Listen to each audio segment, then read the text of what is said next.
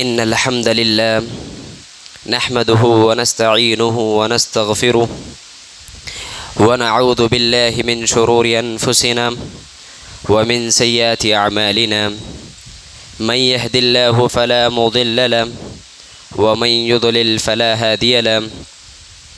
وأشهد أن لا إله إلا الله وأشهد أن محمدا عبده ورسوله أما بعد فإن خير الحديث كتاب الله وخير الهدي هدي محمد صلى الله عليه وسلم وشر الأمور محدثاتها وكل محدثة بدعة وكل بدعة ضلالة وكل ضلالة في النار. فأعوذ بالله من الشيطان الرجيم. بسم الله الرحمن الرحيم.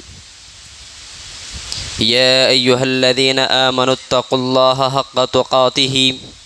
ولا تموتن إلا وأنتم مسلمون. وقال الله تبارك وتعالى: يا أيها الناس اتقوا ربكم الذي خلقكم من نفس واحدة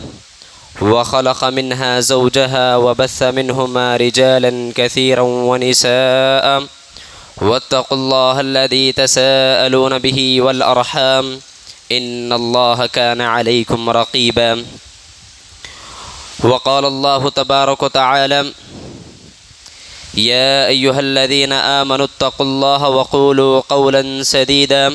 يصلح لكم أعمالكم ويغفر لكم ذنوبكم ومن يطع الله ورسوله فقد فاز فوزا عظيما. وقال الله تبارك وتعالى: والذين آمنوا أشد حبا لله. وقال النبي صلى الله عليه وسلم: إن الله يحب العبد التقي الغني الخفي. محترم و مکرم حاضرین جمعہ، سامعین و سامعات، سب سے اول اور سب سے مقدم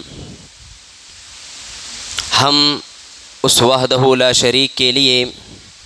حمد و ثنا بیان کرتے ہیں۔ ہر قسم کی بڑائی، کبریائی، عظمت و جلالت، جہ و جلال اس مالک ارض و سما کے لیے لائق و زیبا ہے، جس نے ہم تمام کو انسان نامی مخلوق بنا کر بڑا شرف عطا کیا۔ مزید ہم پر یہ احسان کیا کہ ہمیں اپنا محبوب ترین دین اسلام کا متبع بنایا۔ سبحان اللہ و بحمدہ عدد خلقہ ورضا نفسہ وزنۃ عرشہ ومداد کلماتہ۔ بعد اس کے تمام انبیاء و رسل علیہم الصلاۃ پر درود و سلام کا نزول ہو۔ بالخصوص میرے اور آپ کے پیارے نبی، شافی محشر، ساقی کوثر، رحمت للعالمین، سید الانبیاء والمرسلین، سید ولد آدم، مکہ کے امین و صادق، عبداللہ کے در یتیم، آمینہ کے لاڈلے، جناب محمد رسول اللہ صلی اللہ علیہ وسلم پر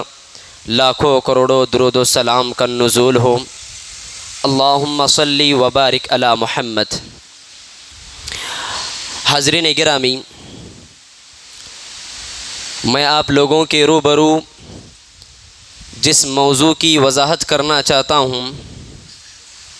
یا جس موضوع پر لب کشائی کرنے کے لیے منبر رسول پر کھڑا ہوا ہوں، وہ موضوع ہے اللہ رب العالمین کن لوگوں سے محبت کرتا ہے۔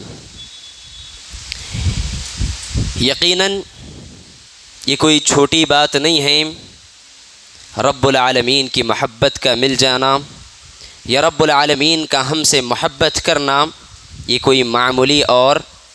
چھوٹی بات نہیں ہے، بلکہ اللہ تعالیٰ جس بندے سے محبت کرتا ہے، اللہ رب العالمین جس بندے کو اپنا محبوب بناتا ہے، اس بندے کو اس دنیا کے اندر کوئی طاقت کمزور نہیں کر سکتی، اس بندے کو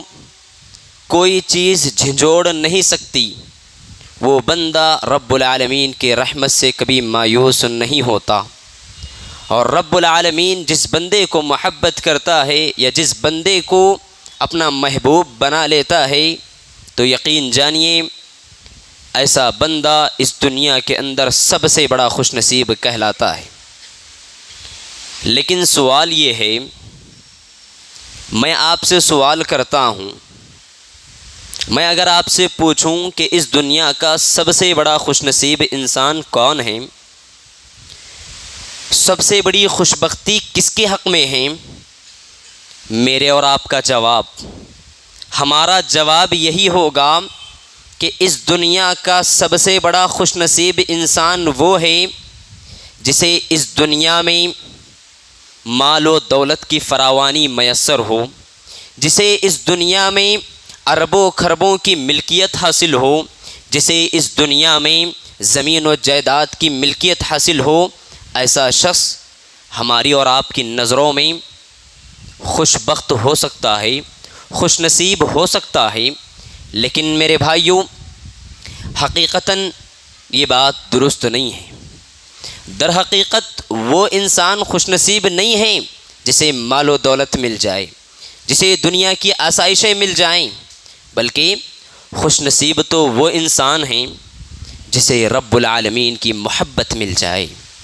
اللہ تعالیٰ جس بندے سے محبت کر لے وہ بندہ بہت ساری آشائشوں کو پا لیتا ہے، وہ بندہ اس دنیا کا سب سے بڑا خوش نصیب کہلاتا ہے۔ اللہ تعالیٰ اس دنیا کو اور اس دنیا کی مال و دولت کو اس بندے کے حق میں بھی لکھتا ہے جس سے وہ نفرت کرتا ہے، جو اللہ تعالیٰ کے نزدیک ناپسندیدہ ہوتا ہے، ایسے بندے کو بھی اللہ تعالیٰ مال و دولت، زمین و جائیداد کی ملکیت عطا کرتا ہے۔ لیکن رب العالمین اپنی محبت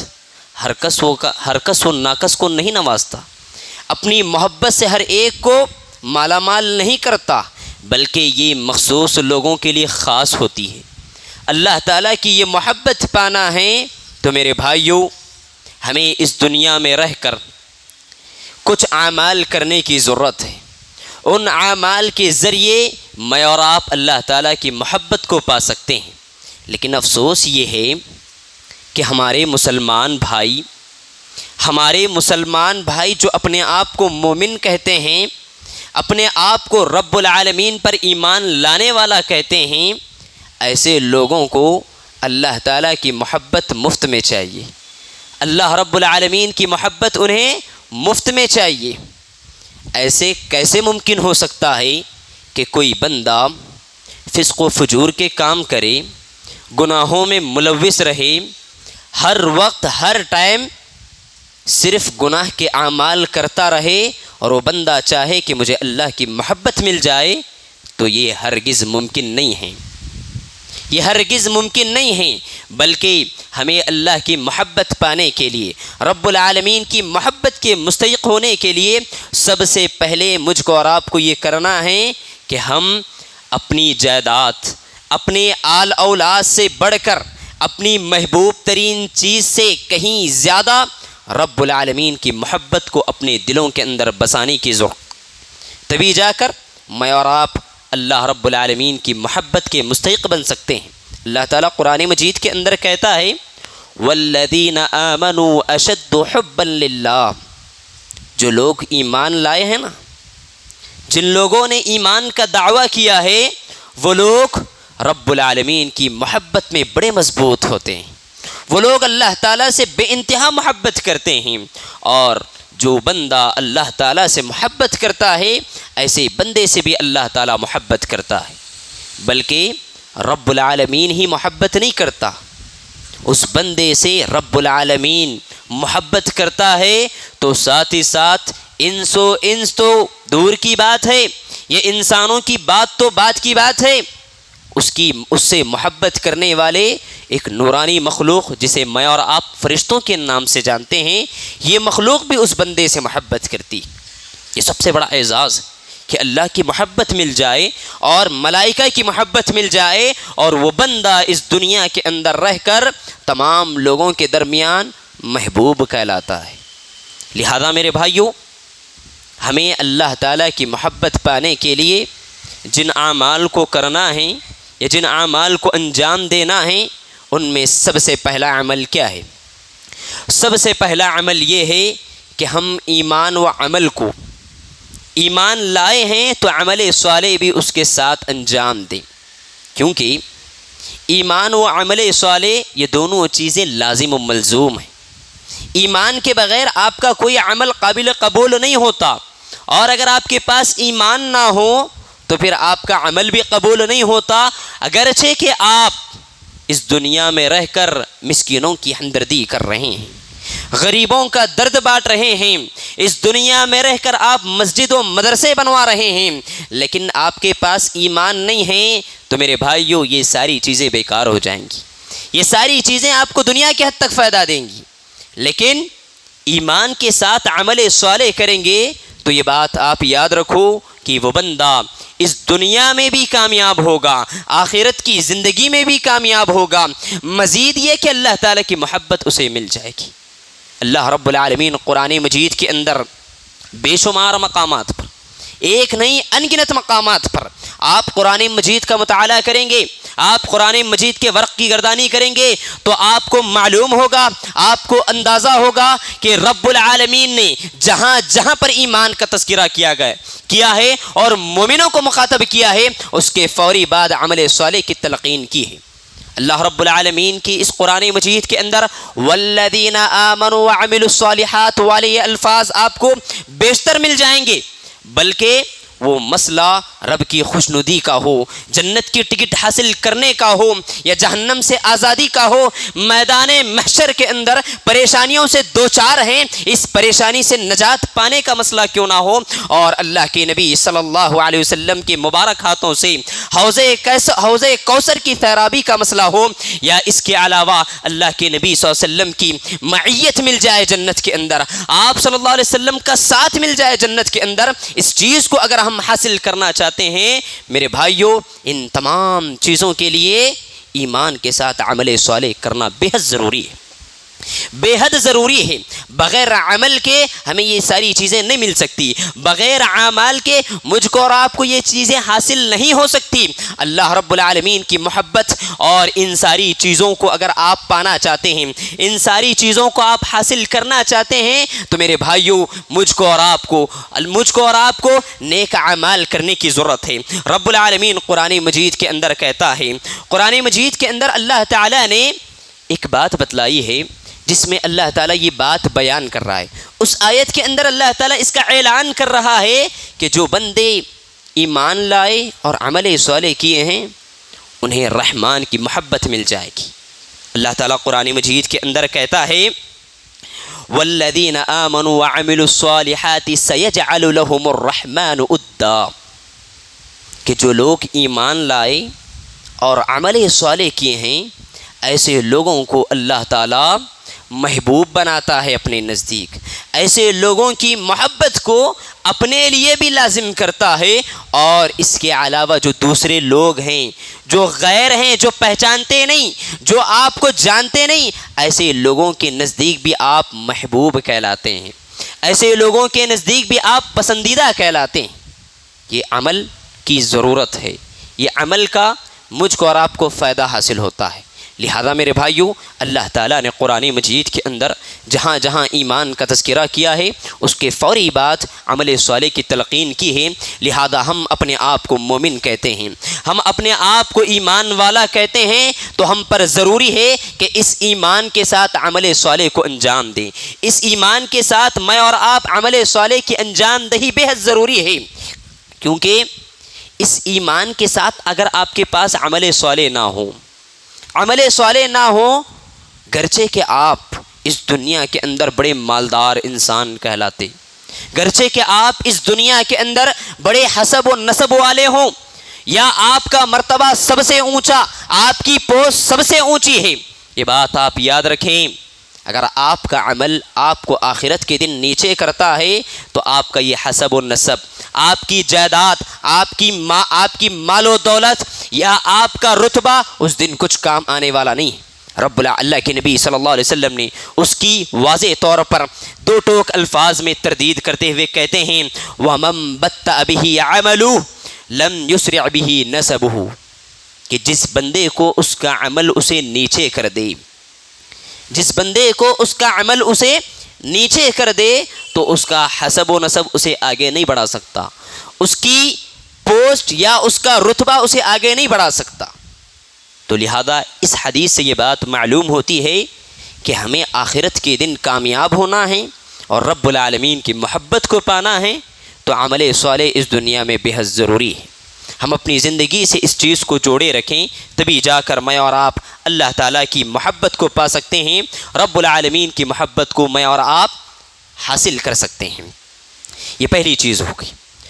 دوسری چیز یا دوسرا عمل جس کو اپنانے کی وجہ سے میں اور آپ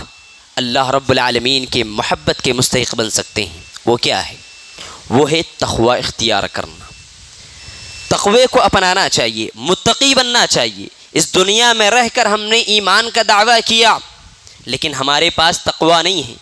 تو میرے بھائیوں، میں اور آپ رب العالمین کی محبت کو حاصل نہیں کر سکتے۔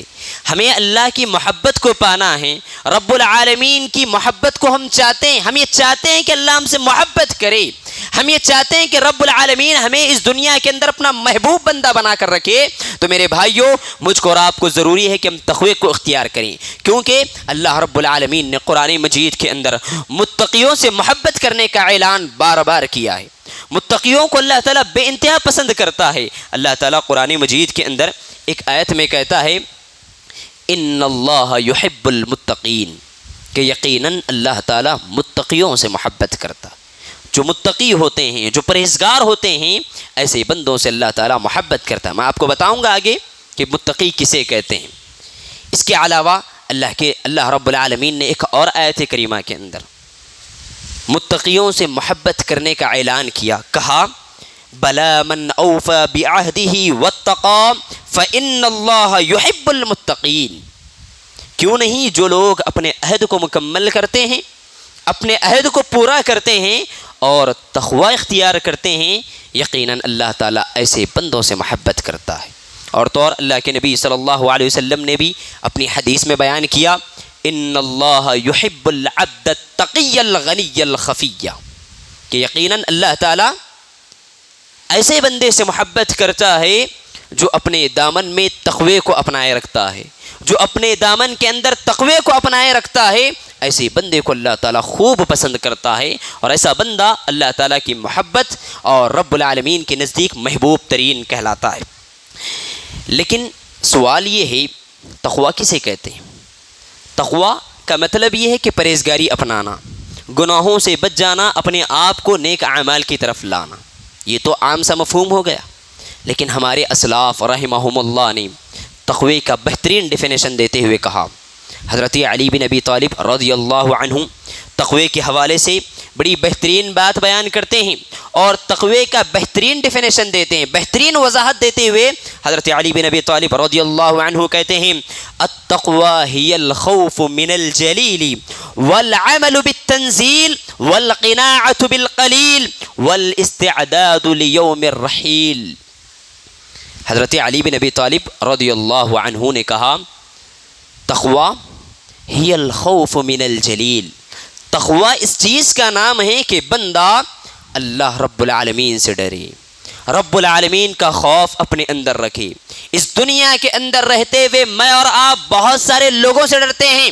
ہم یہ چاہتے ہیں کہ ہم جو عمل کر رہے ہیں، جو برا کام کر رہے ہیں، غلطی کر رہے ہیں، اسے کوئی اور نہ دیکھ لے۔ ہمارے اندر یہ خوف ہوتا ہے، یہ ڈر ہوتا ہے کہ اگر کوئی اسے دیکھ لیتا ہے، اس کو اگر کوئی یہاں پر کوئی نظر ڈالتا ہے تو میری اور آپ کی عزت جا سکتی ہے، ہماری عزت نیلام ہو سکتی ہے، ہم پر لوگ تھوکیں گے۔ میرے بھائیوں، ان لوگوں سے کہیں زیادہ مجھ کو اور آپ کو رب العالمین سے ڈرنا چاہیے۔ اور تقوی کا یہی ڈیفینیشن ہے، ہی الخوف من الجلیل، کہ تقوی اس چیز کا نام ہے کہ بندہ اللہ تعالیٰ سے گھبرائے۔ گناہ کر رہے ہیں، گناہوں کی طرف ہمارے قدم آگے بڑھ رہے ہیں،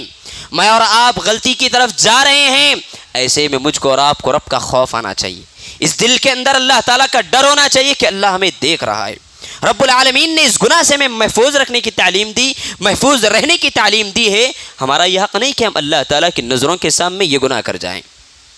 یہ غلطی کر جائیں۔ اس چیز کا ہمیں ڈر ہونا چاہیے، ہمیں خوف آنا چاہیے، تبھی جا کر میں اور آپ تقوی کو صحیح سے اپنی زندگی میں اپنا سکتے ہیں۔ یہ پہلی چیز ہو گئی۔ اس کے بعد پھر آگے اور وضاحت دیتے ہیں،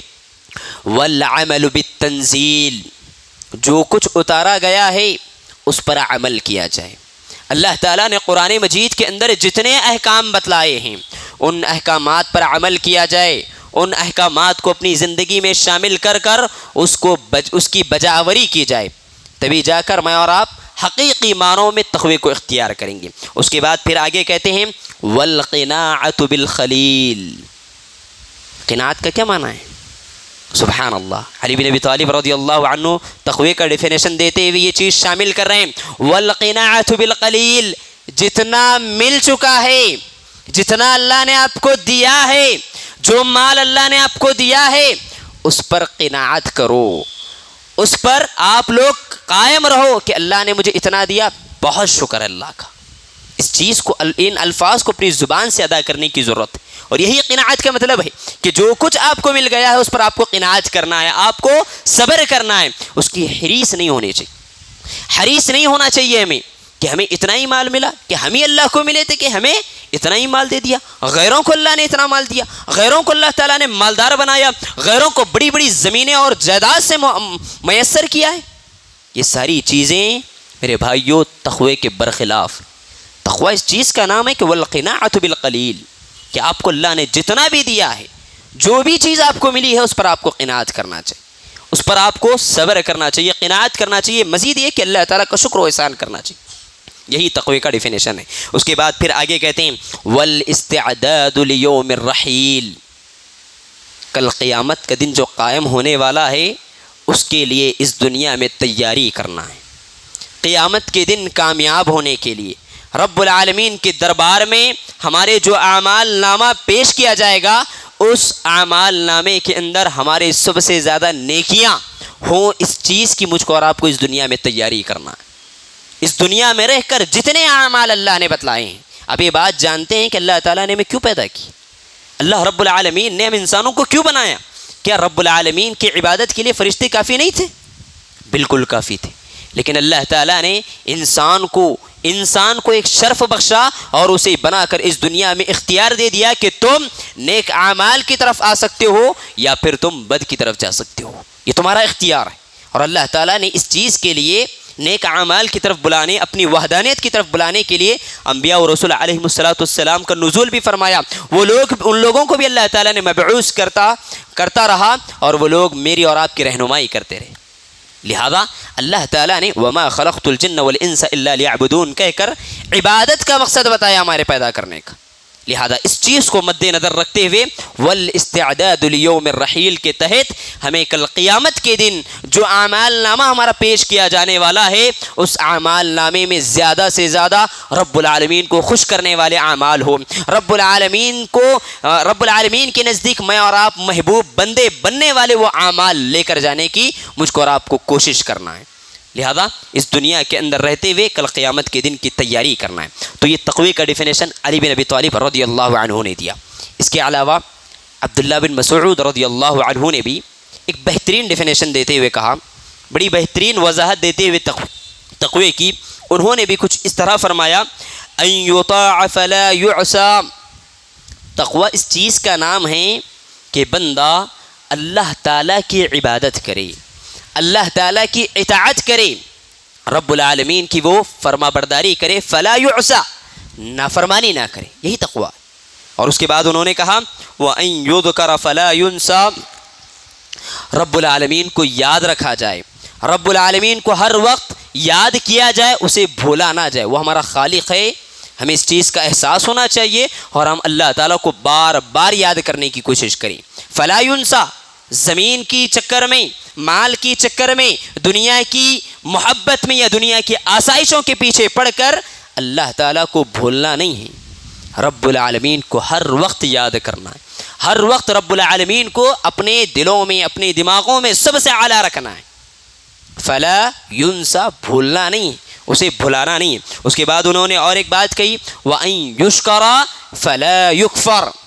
رب العالمین کا شکر بجا لایا جائے، ناشکری نہ کی جائے۔ یہ تقوی کا ڈیفینیشن۔ تو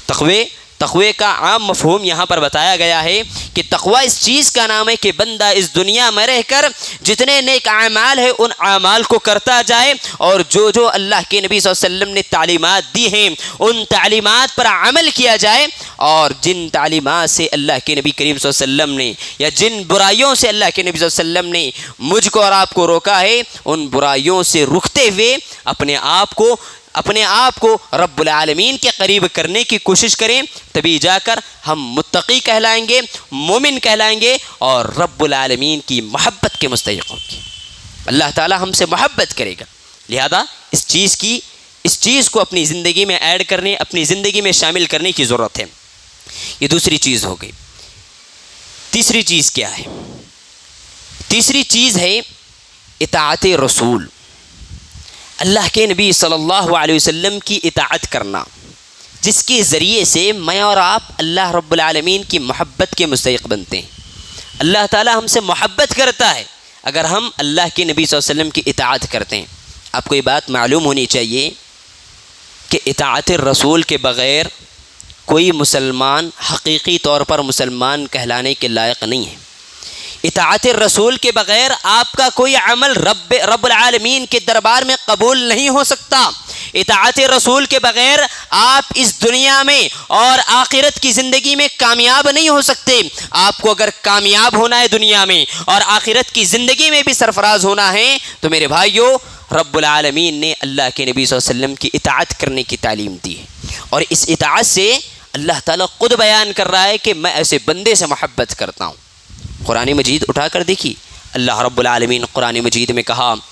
قل ان کنتم تحبون اللہ فاتبعونی یحببکم اللہ ویغفر لکم ذنوبکم واللہ غفور الرحیم۔ سبحان اللہ، کتنی پیاری آیت ہے۔ اللہ رب العالمین اپنے نبی سے کہلوا رہا ہے، اپنے نبی سے اللہ تعالیٰ کہلوا رہا ہے، اے نبی آپ کہہ دیجئے ان کنتم، اگر تم لوگ تحبون اللہ، اللہ تعالیٰ سے محبت کرنے کا دعویٰ کرتے ہو، اللہ تعالیٰ سے محبت کرنے کا دعویٰ کرتے ہو، فاتبعونی، میری اطاعت کرو، میری پیروی کرو، میں تمہیں جس راستے کی تلقین کر رہا ہوں، یہ جس طرف رہنمائی کر رہا ہوں، اس رہنمائی کو اپناؤ، تو کیا ہوگا؟ آگے اللہ تعالیٰ کہہ رہا ہے۔ دیکھیے، ہم کہتے ہیں نا کہ ہم اللہ سے محبت کرتے ہیں، ہمارا پروردگار اللہ رب العالمین ہے، تو اللہ کے نبی صلی اللہ علیہ وسلم نے کہا فاتبعونی، میری اطاعت کرو، میری پیروی کرو، تو تم حقیقی معنوں میں اپنی اس بات پر تم پکے ہوگے۔ لیکن اللہ تعالیٰ آگے کیا فرما رہا ہے؟ آگے اللہ رب العالمین کہہ رہا ہے یحببکم اللہ، تم اپنی زبان سے دعویٰ کر رہے ہو اللہ سے محبت کرنے کا، اور ساتھ ہی ساتھ اللہ کے نبی صلی اللہ علیہ وسلم کی اطاعت بھی کر رہے ہو، یحببکم اللہ، اللہ تعالیٰ تم سے محبت کرے گا، رب العالمین تم سے محبت کرے گا، تم اللہ کے نزدیک محبوب بندے کہلواؤ گے، اور رب العالمین کے یہاں سب سے زیادہ پسندیدہ بندے کہلواؤ گے۔ سبحان اللہ، یہیں پر اللہ تعالیٰ نے بس نہیں کیا۔ دیکھیے، اللہ تعالیٰ جس بندے سے محبت کرتا ہے نا،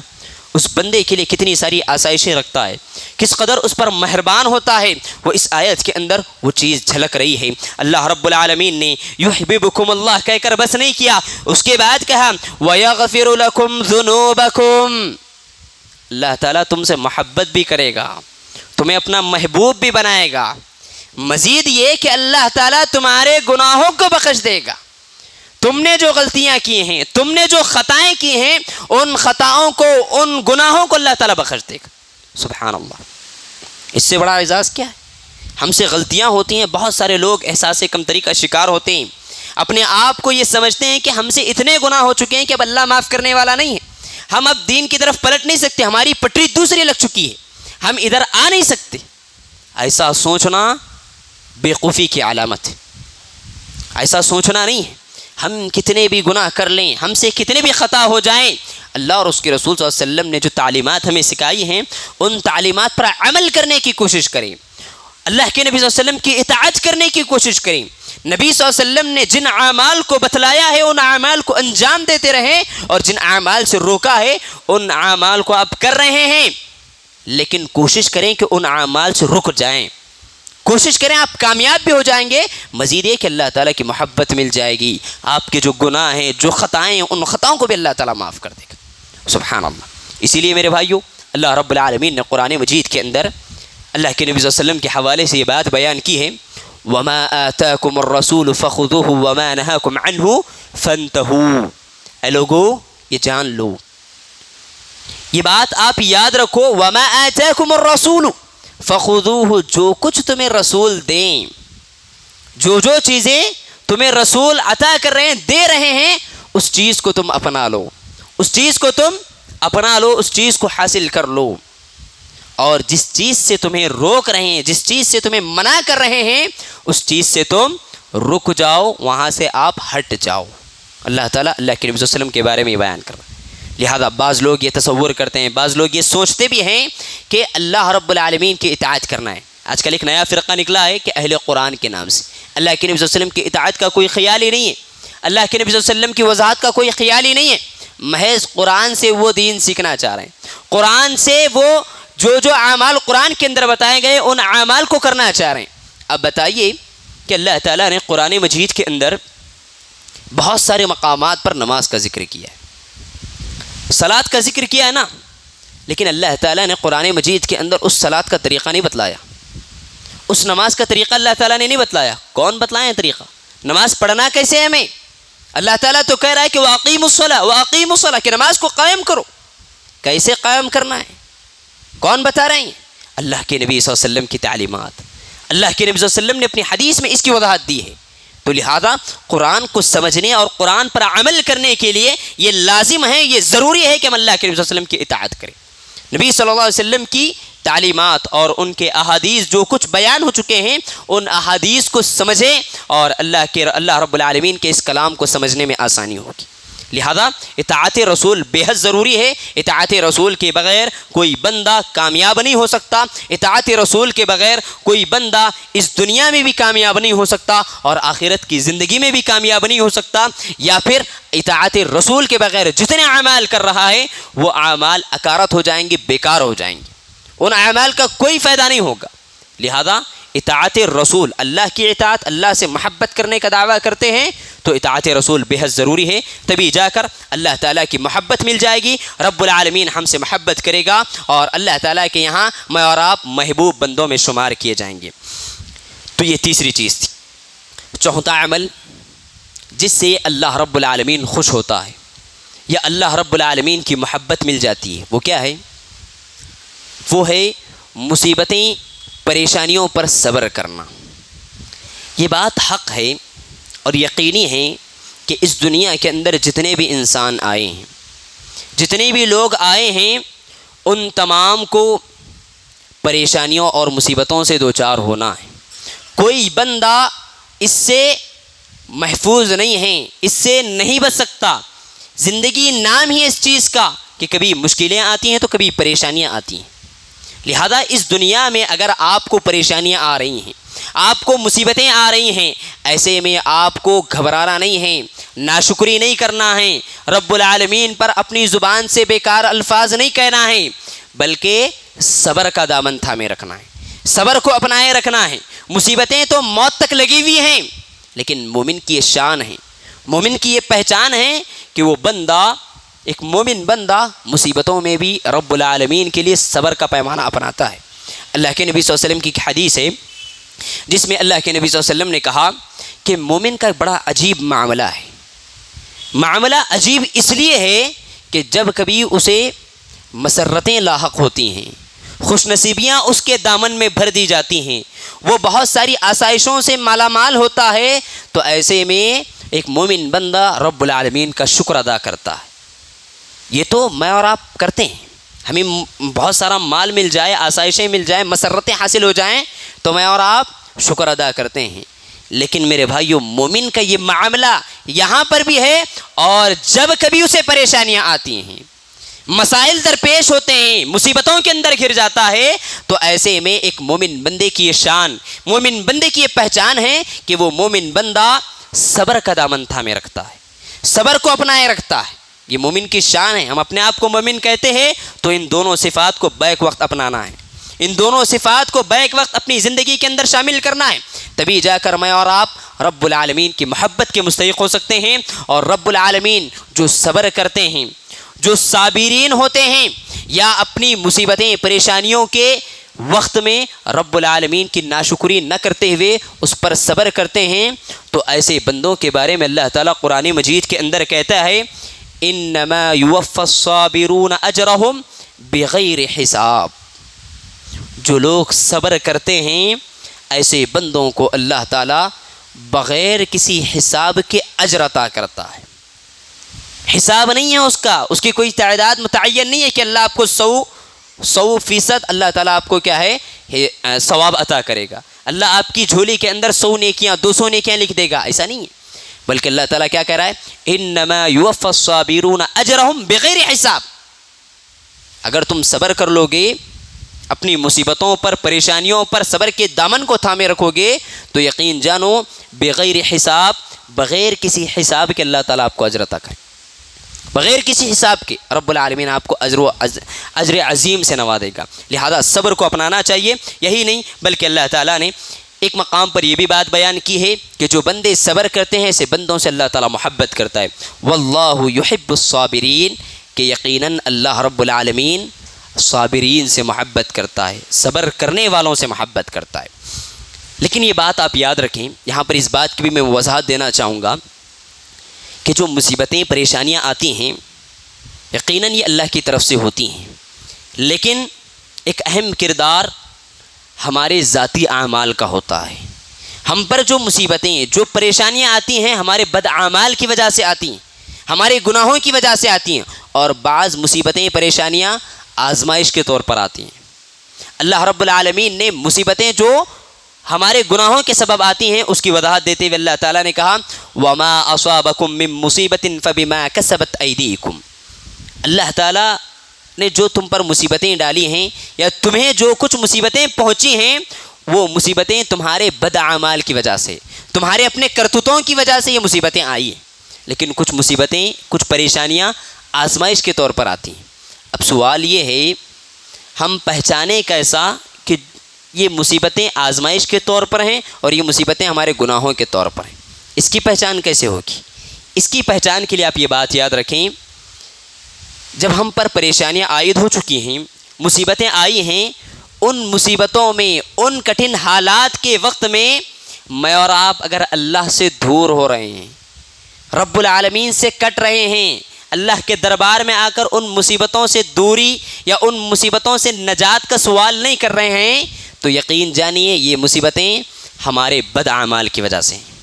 ہمارے گناہوں کے سبب یہ مصیبتیں آئی ہیں۔ اور ہم پر جو مصیبتیں اور کٹھن حالات، پریشان کن حالات ہم پر آئے ہیں، ایسے وقت میں بھی ایک بندہ اللہ کے دربار میں آتا ہے، رب العالمین کے اور قریب ہوتا ہے، نماز پڑھتے ہوئے سنتوں کی پابندی کرتے ہوئے نوافل کی بھی پابندی کرتا ہے،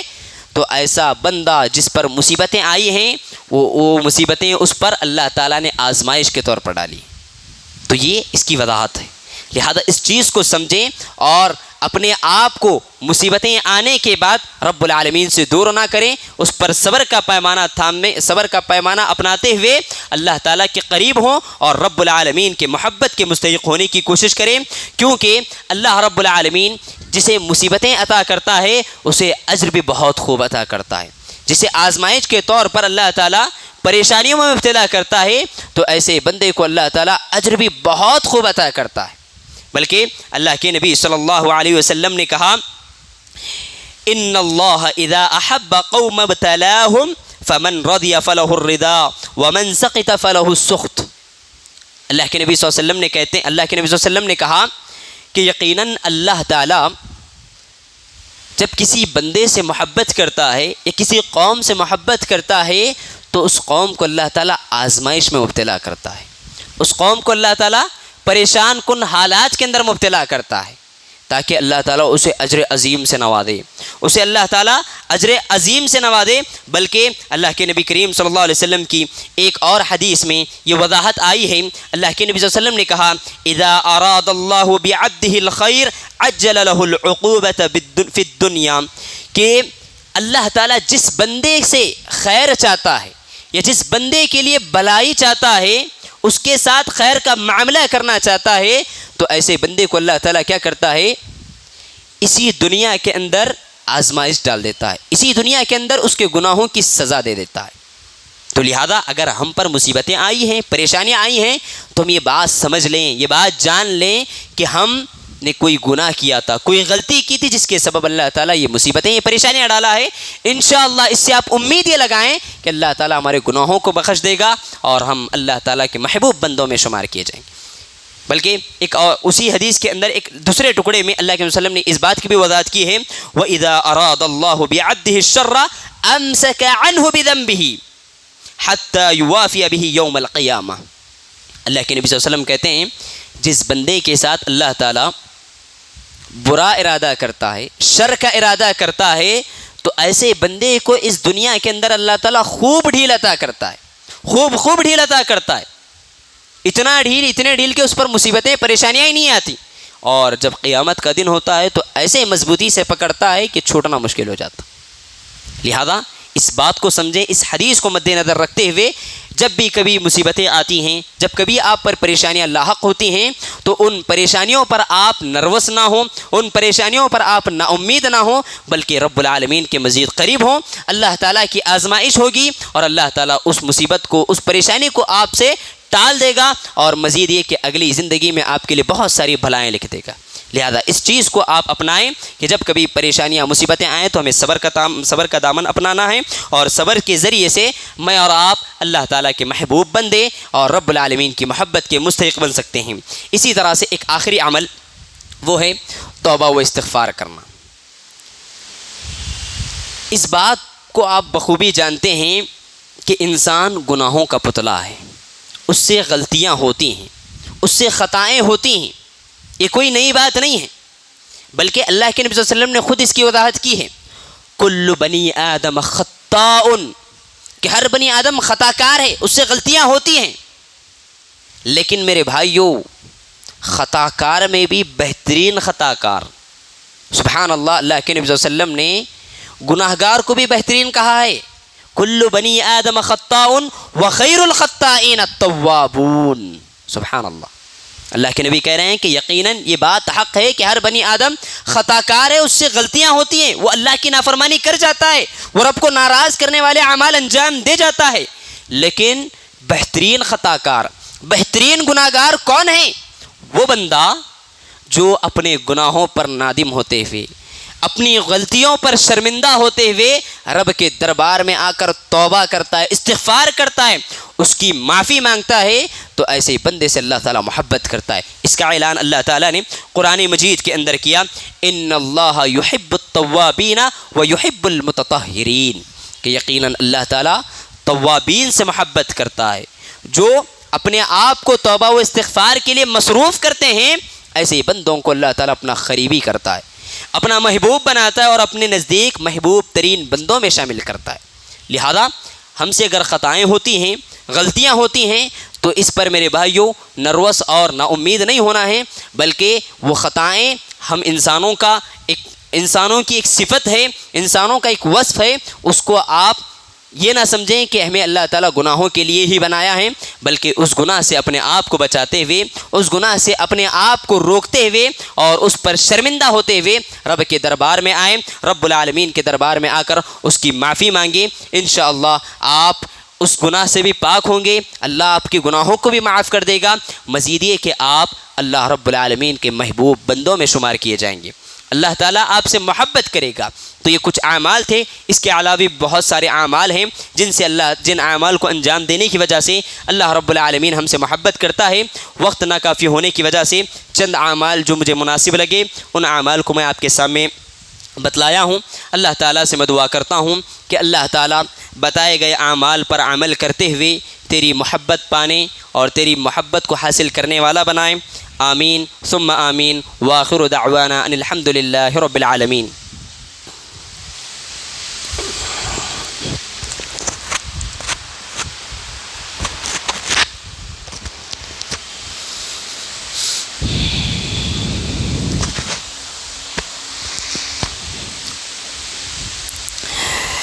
الحمد لله رب العالمين والصلاة والسلام على رسوله الكريم، أما بعد، فأعوذ بالله من الشيطان الرجيم، بسم الله الرحمن الرحيم، إن الله وملائكته يصلون على النبي يا أيها الذين آمنوا صلوا عليه وسلموا تسليما، اللهم صل على محمد وعلى آل محمد كما صليت على إبراهيم وعلى آل إبراهيم إنك حميد مجيد، اللهم بارك على محمد وعلى آل محمد كما باركت على إبراهيم وعلى آل إبراهيم إنك حميد مجيد، إن الله يأمر بالعدل والإحسان وإيتاء ذي القربى وينهى عن الفحشاء والمنكر والبغي يعظكم لعلكم تذكرون، اذكروا الله يذكركم وادعوه يستجب لكم، ولذكر الله تعالى وأولى وأجل وأتم وأهم وأكبر۔